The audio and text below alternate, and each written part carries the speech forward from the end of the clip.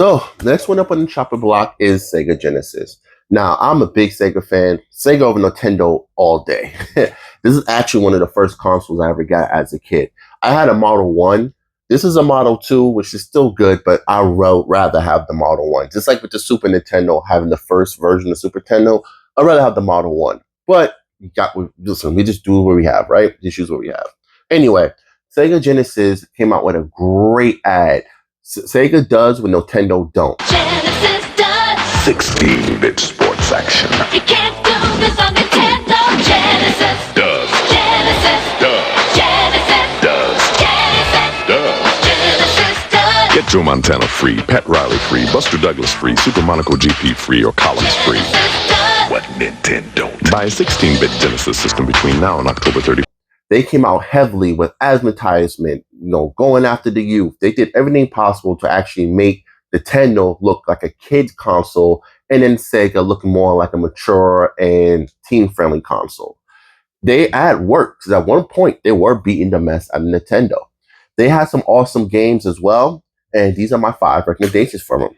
First one up, Sonic. Now, I have Sonic 2. Sonic 2 is not my favorite, but Sonic 3 is. But there's so many good Sonic games. You cannot go wrong having any of the Sonic games for the Sega Genesis. I mean, it's just a staple, right? Plus, another fun fact, if you have the Knuckles game, the Knuckles game is compatible with multiple Sonic cartridges. So if you put Sonic 3 in, you get Sonic and Knuckles to get this whole thing. But if you put Sonic 2 in, you get to play Sonic 2 as Knuckles. So actually, you get 2 games. So this actually is still a very good game.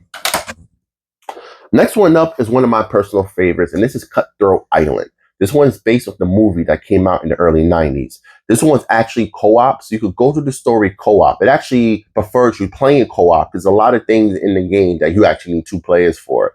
Me and my cousin spent hours and hours going to do this game.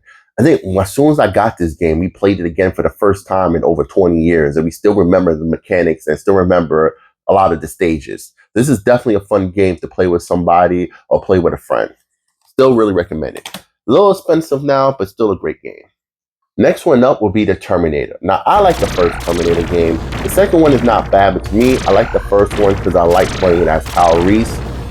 Ironically with me, I love the second movie of Terminator, but I don't like the second game of Terminator, and I'd rather play the first game. Like, it's one of those weird things, but first Terminator game, awesome. They actually do a great job showing the power difference between Kyle Reese, who's a human, versus a robot. Storyline, really good. It follows the story. Another fun game. Definitely want to check out. And I believe they're actually making a remake or a remaster of the second one, I believe. And I'm actually looking forward to that one.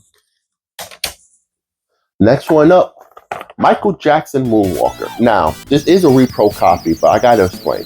Michael Jackson Moonwalker, when it was released, the first issue of those games had a lot of his music in it. It had Bad, Criminal, it had a lot of his Criminal has a lot of his music in it. But the second batch of those games, they took a lot of the music out, I guess for licensing issues or whatever. So some of the games just repeat the same songs over and over again. The game also went up in price after he passed. This is the repro copy that has all the music that's supposed to be in the game. So you never really know which version of the game you have. And still great port of the game, plays nice, and it came in a cool case. It's actually one of those games that definitely should pick up. Now, the platforming is a little iffy because it is a Michael Jackson game. Don't expect nothing revolutionary. But if you want a nice game and you want to hear some nice music, this soundtrack is obviously going to be fire. And last, but certainly not least, is one of my favorites, is Rambo 3. Now this, out of all the other games, actually did a great job recreating Rambo 3. Down to the gameplay, the mechanics, the fighting. It's actually a really good game. Shockingly enough, for a movie tie-in game at the time, the movie tie-in games kind of sucked. This actually did a really good job. Mine is fully complete. I brought this at a thrift store. This is actually one of the first games I got for the Sega Genesis when I first started collecting. I was actually borderline. I was going to sell it, and then I decided to keep it, and glad I did. This is definitely one I tell everybody to try out, especially if you like the whole combat. Like if you like playing games like Contra, this is definitely a game to definitely try out. And just like that, those are my 5 recommendations. For the Sega Genesis.